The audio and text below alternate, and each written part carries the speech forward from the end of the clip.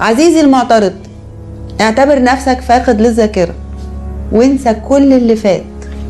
خلينا نتخيل سيناريو ماذا لو ما بلغناش الجهات المختصة بإغلاق الحمام قبل عرض الحلقة؟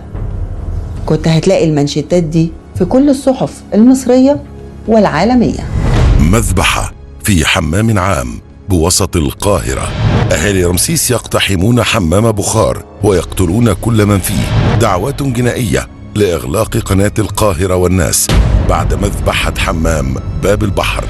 منى عرائي تتسبب في قتل وحرق 20 جثة، 50 جثة، 500 جثة. مين يزود؟